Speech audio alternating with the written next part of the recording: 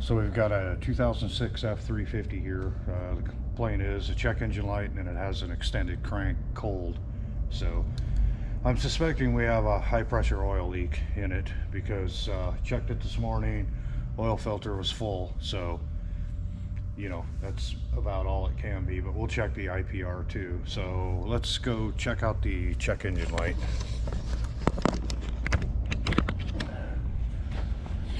I've already got the vehicle VINed in because it's excruciating to do that.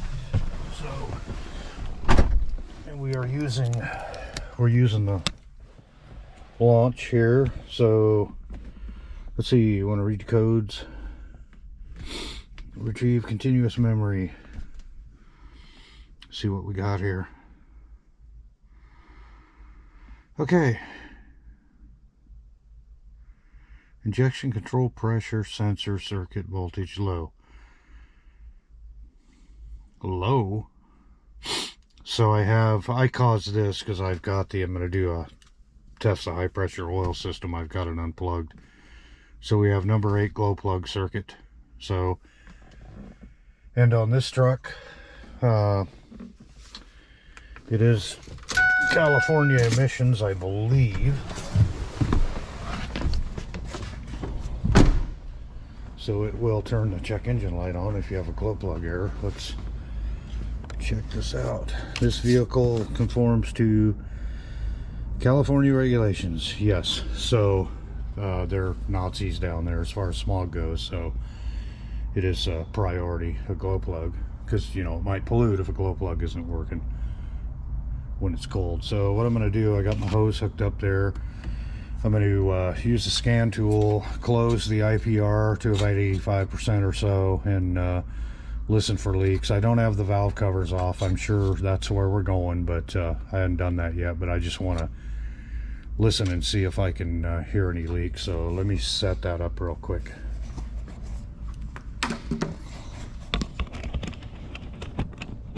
Piece of crap.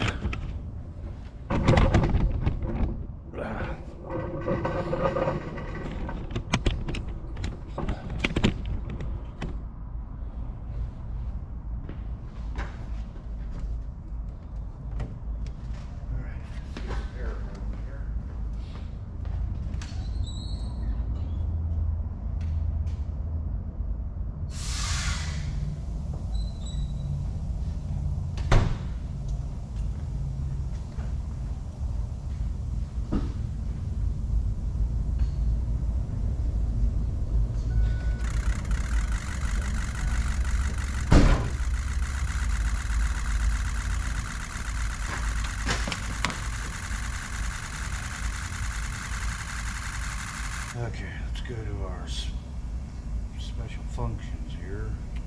Actuation tests.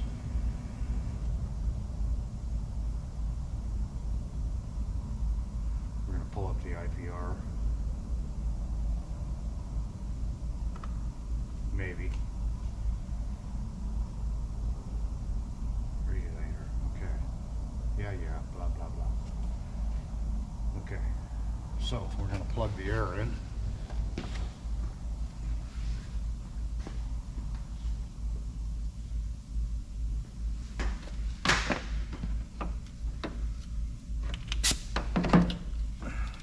Filler cap off. Freaking phone.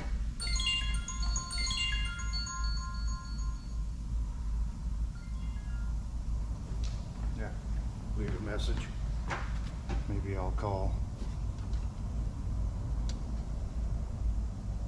I don't hear anything.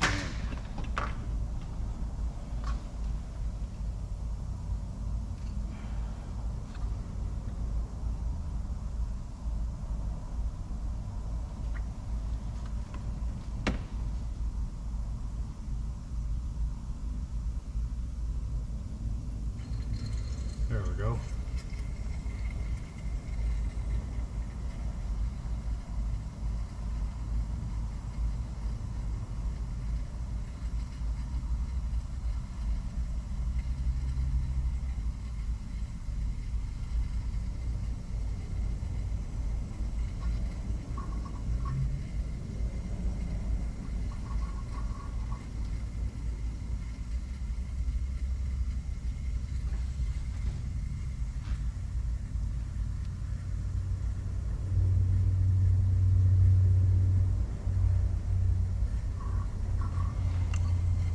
Well, the good news is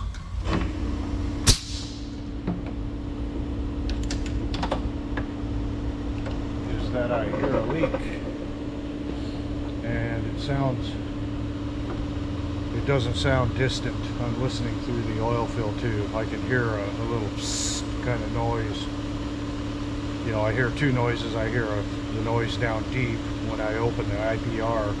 It's bypassing the oil or the air pressure.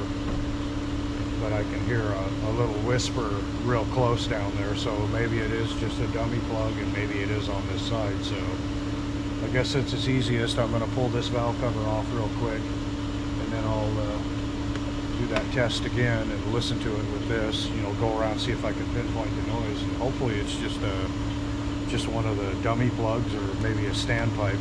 I see dummy plugs leak more often than the standpipe, and let me go find a couple of them here real quick. Well, we got lucky and we found our problem right away. This is the upper part of the standpipe on the passenger side. So I got a new standpipe. We're going to pull the other half of that out of there and then put the new standpipe in there, and then we'll air test it again. But that was our extended crank. So this piece here fits down into it's a tube. Well, I'll show you here in a second. So here's our standpipe. Right here you can see the two sections, the upper section and the lower section, and this is the upper section, and this is that O-ring right there that's leaking, which is down inside the tube there. So I'm going to fish the bottom portion of the up pipe out of this, and then we'll go ahead and replace this thing, and then we'll air test it again. So we went ahead and replaced that standpipe and then re-air tested it. No air leaking. So they're not that old, so I'm not really concerned about the dummy plugs or the other standpipe. So I mean, they've only been in there a couple of years and everything is the updated piece. So why that particular O-ring erodes, I have no idea.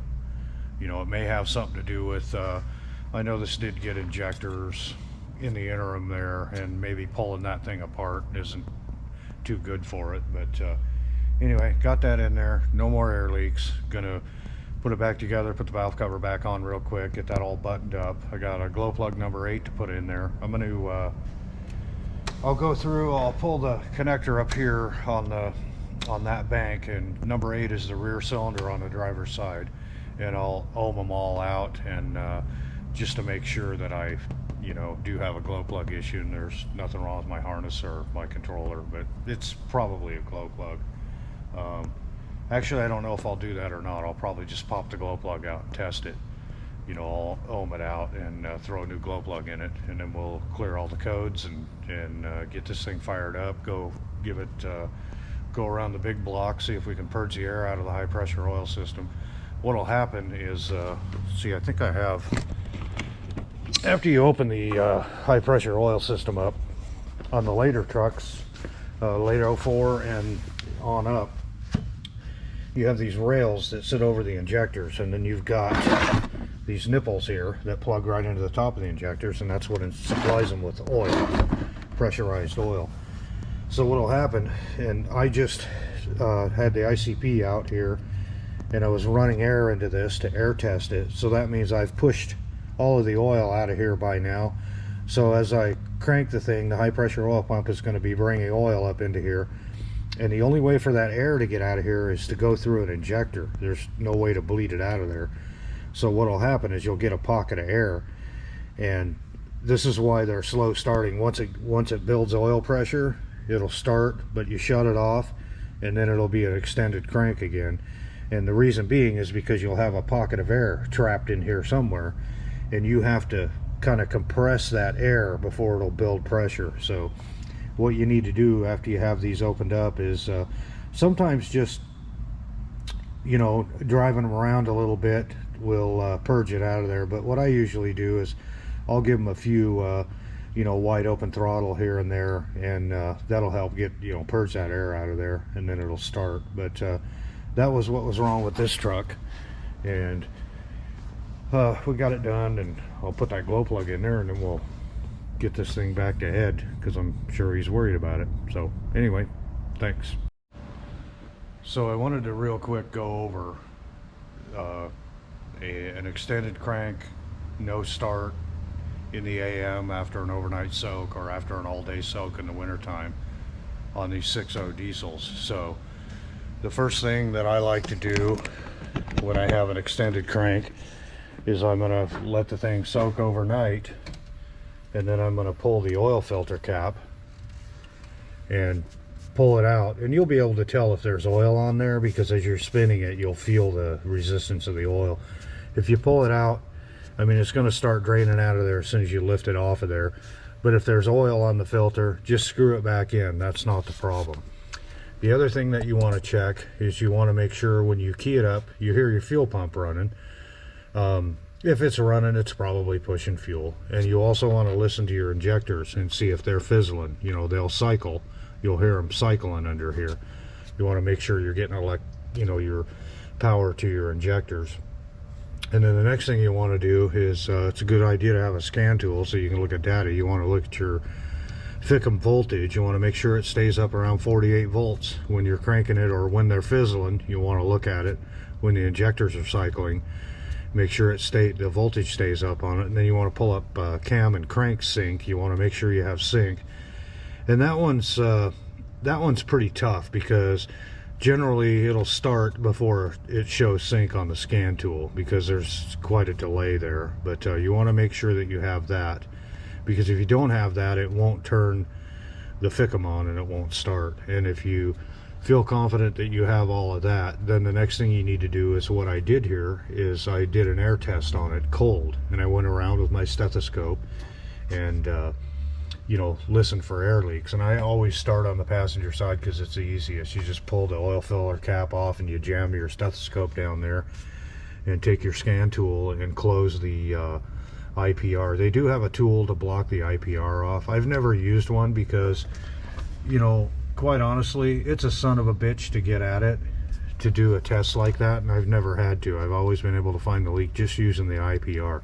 I have ran into bad IPRs though, and you'll actually hear the IPR energize as you ramp the duty cycle up on it. You can actually hear it in there. It'll be a high-pitched buzz, really high-pitched, and it'll change. So you'll know that your IPR is moving. Now that doesn't mean that the O-rings on it aren't blown out and leaking, So if you don't find a leak up here under your valve covers at an injector where the nipple plugs in, or a dummy plug or a standpipe, then you've either something going on with your IPR. You want to probably pull it out, and then you're going to need to pull your cover off your high pressure oil pump and check your snap to connect fitting, which by now I would think they would have all been updated, but I'm still finding the snap to connect fittings at the pump, and they look like this. The original one looks like this, and it's a two-piece affair, and there's O-rings in there, and it's a snap to connect. And the new piece is solid, and everybody knows about those now, but these will blow out. I'm still finding them on trucks, so it can be pretty tough to find a leak. That's why I use a stethoscope. And you got to pull the valve covers off, because that's the most likely place for you to have a leak, either a dummy plug or standpipe. And if you don't find a leak there, then you're gonna have to yard all this shit off the top of the motor. It's damn near impossible to get the high pressure oil pump cover off with the EGR cooler in there. So just make it easier on yourself. Order you a kit to put that back together, and some intake manifolds, plus your rubber ring that goes under the manifold between the front cover. Just go ahead and do that, and a turbo mounting kit, which is like 15 bucks for your O-rings and your gasket and all that crap, new bolts. Yard all that off of there, and then you can do your air test, and you can see if you got a leak at the pump or the snap to connect fitting. Even if it's updated, you can still blow an O-ring out of it. So I've actually seen them where the jam nut has backed off, and it actually eroded that O-ring where it screws into the pump. Somebody forgot to tighten it or whatever. But anyway, yeah, it's a pain in the ass, but we got lucky on this one and we just had a standpipe leaking, which is pretty unusual failure on this. I mean, I think this is probably only the second one that I've seen that has done that. Generally, it's going to be these O-rings here, the upper ones that seal within the hey, that's a little bit yeah, I see a little bit of erosion on this ring, the second ring right there. So yeah, that was starting to leak too. But these are the ones that generally leak, these here. So, and they, on the lower one that was common to leak, they added a Teflon washer in there on the updated ones, and that seems to have helped quite a bit.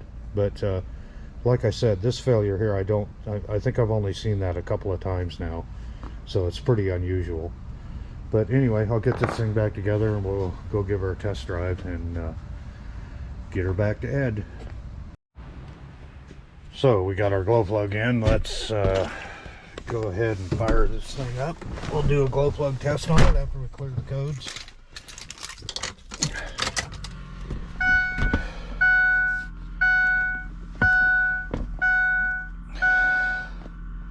See if we want to exit out of that. We want to clear the fault memory. Yes. Okay. Now, read fault code. We want to do the glow plug monitor. So let's go ahead and start this thing up. It's might take a little bit because we got air in the system, in the high pressure oil system. Yeah, she's gonna crank a little bit. Should start here any second. There we go. Okay, let's do the glow plug monitoring test.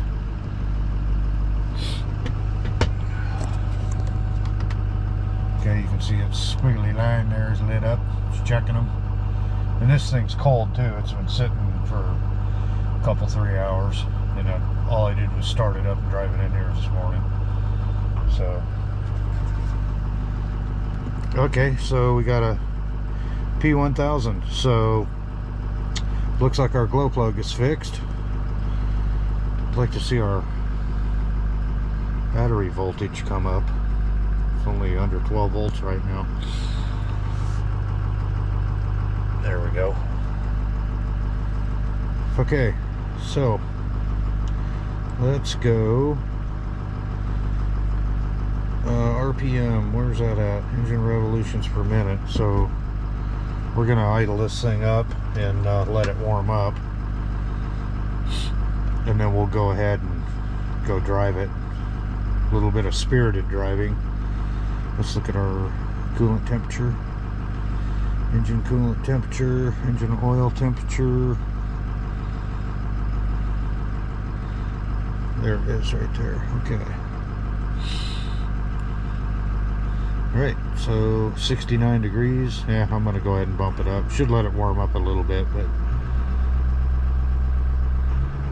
go ahead and let it idle at 1,000 until that temperature comes up. So I'll warm this thing up and then I'll go test drive it and do a cold start in the morning, because he's not going to pick it up until tomorrow. So that'll give me a good chance to test it after I get the air bled out of it. We'll do that and we'll ship it back, and then we got a bunch more Fords to work on, so stay tuned.